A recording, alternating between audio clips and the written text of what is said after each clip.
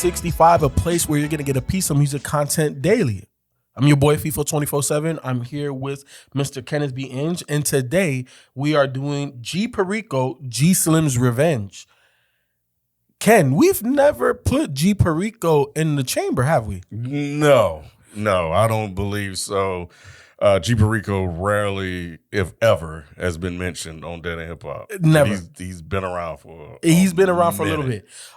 Before we get into the report card portion of the review, Ken, G Perico, he was a feature on somebody I really like that I fuck with. Yep.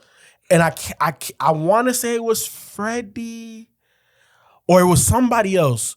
No, it was Freddie. It was on that what's that pink album cover that he got. Oh man, he stole it about the rabbit. No. He looked like he was an R&B singer. He stole it from an R&B singer. Yeah, it's Freddie. Yeah, Freddie. He was just called Freddie. And G Perico was featured on one of those songs. That was my intro to G Perico. Now, fast forward, when Freddie went on tour, G Perico was one of his opening acts. So that was my intro to G Perico, but I never listened to G Perico's project. And he's been, ever since I saw him on Freddie's project, I seen him featured on other people's shit. Like, I want to say that he's been on Larry June and stuff like that. So I know of him, but I just never dove in. So that being said, Ken, the features, I don't think he did have a couple features. So he had a dude named Steels, never heard of him. Also had Wally the Sensei, Tiny Do. How did you feel about the features? One of these I really like. I'm trying to remember which one it was. Was it Wally the Sensei? I can't remember, but I think about C+. Yeah. I'm right there with you. I'm right out of the C+. I thought the features were pretty good. They added to, but they didn't take away, but they didn't give it the extra sauce. I think they were in line with G Perico. Now, when it comes to the production, how did you feel about the production? I'm actually at a B with the production. I'm at a B+. Oh, okay. This shit bumping the whip, Ken. He got a little nice West Coast thing going. He do. What about the rap and singing? I thought the rapping was actually okay too. C+, B-. You know, I'm kind of, yeah. I think G Perico was all right. Yeah, it's very solid. I give him a solid B. Simplistic. He's not gonna go. And it's West Coast, bro. It's West Coast. That's what I'm about to say. These West Coast cats they're not lyrical miracles. They're more about the vibe and the aesthetic than the wordplay. You know what I'm saying? So this is definitely one of those type of projects. And we've reviewed a lot of West Coast projects this year. So as you guys, continue to get the videos, you'll see. Overall, Ken. Overall, I'm at I thought it was very, very solid. So I'm thinking I'm at a C+. Okay. For me, yeah. I'm at a B. Okay. I'm at a B. We're not far away. I'll put this shit on, bro. I had to put the windows down and turn the pixel. This is the epitome of West Coast music. Like, if you put this on and you're like, well, I wonder where he's from, I'll smack this shit out you, bro. Yeah, something wrong. Something wrong with you. Now, the one thing I would say the one knock for me, Ken, the voice tonality, not my favorite. And listening finally to a full project of G Perico, the production more so saved it for me. And he sounds good on it, but it's just the tonality. It's just a personal thing. I don't think he's whack or anything. I love what he's doing. He reminds me of Too Short, a modern version of Too Short to a degree. You know what I'm saying? He's not as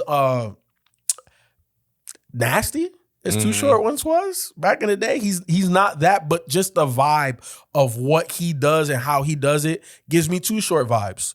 Yeah. No, G Perico is he's one of those guys I just pay attention to. You know, if I'm setting up a playlist, he drops something new, I might dump it in the playlist and listen to it when I get around to it. Like I said, he's been around for a minute. So I've always just kind of paid attention to him, but never really put out the thing to get to the recommendation levels. Like, okay, I think he's ready. He's very regional. Even though he's expanding, like you mentioned, Freddie. But so I think he's starting to get some appeal in those areas to where other rappers are starting to kind of really rock with him, and he's building those relationships.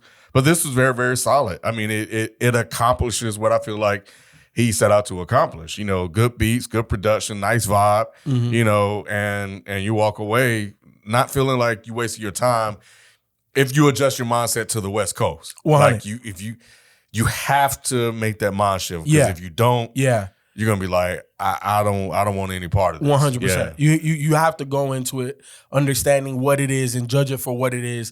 Don't compare them to Rome Streets. Don't compare them to Ransom. Don't compare them to all of these. Yeah, you East might as Coast well not even listen to them. Exactly. 100%. This is completely something different. Yeah, there was what was that joint where he had a Mr. Officer, which is which is Ghetto Boys. It's a Ghetto Boys song off of Till Death Do Us Part, I believe. So when I heard that, I was like, oh, okay, this man might be a bit of a historian there, a hip hop historian. Yeah. Man, I fuck with it. The joint Bang Bang, like that joint is hard. Like that's obviously 100% West Coast. Throw It Up with Tiny Do. Never heard of Tiny Do, but I fuck with Tiny Do. I love the horn on that. Like that is so vibey, so smooth. Yeah. Ken, I was going through his discography. And last year in 2023, March 10th to be exact, he dropped a Gangsta Grills with DJ Drama. He working, bro. He is. His profile is rising. He is. I mean, shit, he on here now. Yeah. He got a lot of work, man. He got a lot of work. I all I could do, man, is salute the brother. Ken, when we talk to, a lot of up-and-coming artists always ask us for advice and stuff like that. This is what I be telling them. The only way you're going to garner a fan base is by giving people projects. You could throw out all them singles that you want and try to, quote unquote, go viral, but that's not going to sustain an independent artist. It's just not. You got to be able to put out projects. You got to be able to cultivate a fan base, and then you got to be able to go and perform. So opening up for Freddie Gibbs, like that's what you got to do until you become the headliner. You know what I'm saying? You got to go get, raise your profile to go get DJ Drama. Like, you got to do these things. So, for me, I fuck with G Perico. He's definitely going to be back on D365.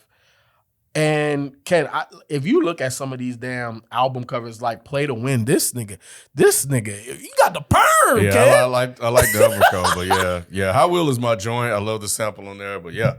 Nah, man, it's definitely a solid listen. Listen. I enjoy it. Would you recommend it? It's not there. I don't know. Well, and maybe that's because I don't really know anybody that like West Coast like that. So, nah. I don't disagree. I'm with you. I think it's not because it's whack. I just don't. Yeah, like, ooh.